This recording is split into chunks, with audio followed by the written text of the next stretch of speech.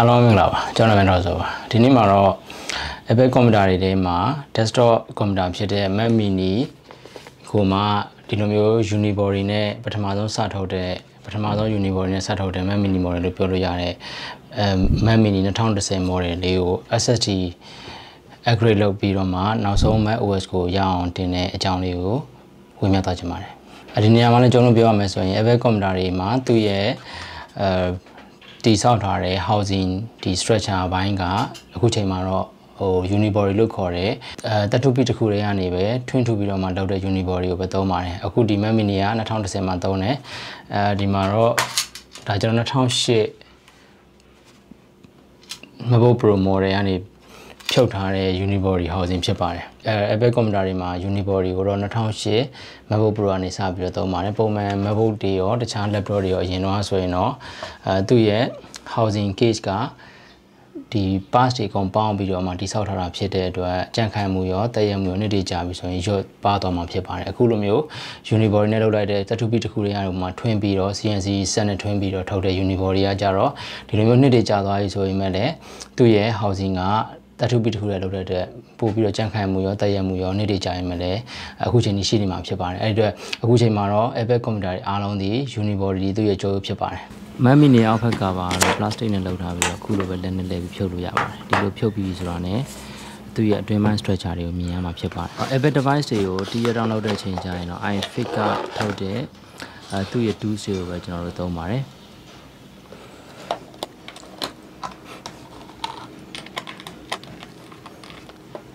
ဒါကြီးကတော့ Mac mini ရဲ့ Wi-Fi ဖမ်းပေးတဲ့ antenna plate ကြီးပဲဖြစ်ပါတယ်ဒီလိုအကြီးဖြစ်တဲ့အတွက်လည်း Wi-Fi signal ကောင်းကောင်းဖမ်းနိုင်မှာဖြစ်ပါတယ်ဒီကောင်ကိုဖြုတ်ပြီးတော့မှအဲ့ဒီအောက်မှာရှိတဲ့ hard disk ကိုဖြုတ်ပြီးတော့ SSD လဲမှာဖြစ်ပါတယ်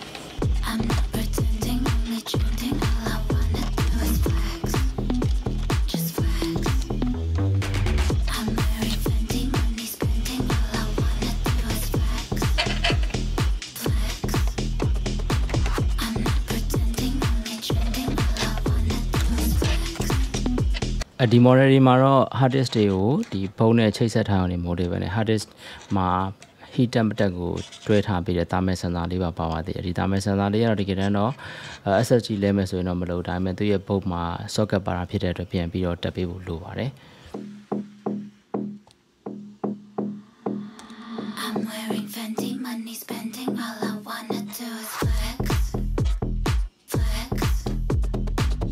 ဒီစင်လေးကတော့အရေးကြီးပါတယ်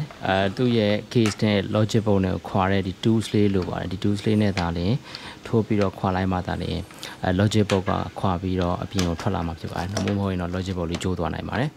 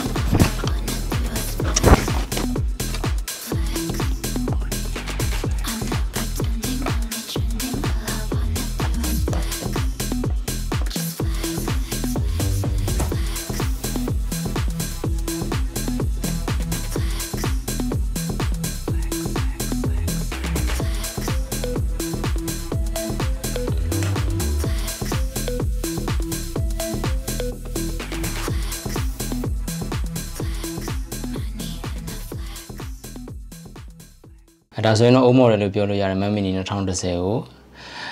RAM 8GB SSD လဲပြီးတော့မှသူ့ရဲ့နောက်ဆုံးsport ပေးတဲ့ဒီ model sport ပေးတဲ့ macOS ကတော့ Catalina ဖြစ်ပေမဲ့ macOS ကို macOS Ventura ထိတင်ပြီးတော့မှအခု AI feature တွေပါတယ် Photoshop Beta AI လိုမျိုးတခြားနောက်ဆုံးဒီ latest Ventura မှာ run တဲ့ macOS professional သုံးတဲ့ software တွေကိုလည်းအခု Mac mini မှာ run သွားတာဖြစ်ပါတယ်အခုလိုကျွန်တော်ရဲ့နေပညာနဲ့ပတ်သက်တဲ့ video တွေကိုကြိုင်တဲ့ဆိုရင် Dr.Mac YouTube channel ကို like and subscribe ပြုလုပ်ပေးထားပါ Dr.Mac Mandalay.com လည်းဝင်ရောက်ရှုပြီးတော့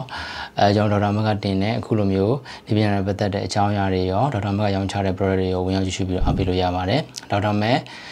iOS နဲ့ Android application တွေကိုလည်း install ပြုလုပ်ထားမယ်ဆိုရင်လည်းအခုလိုမျိုး information တွေကို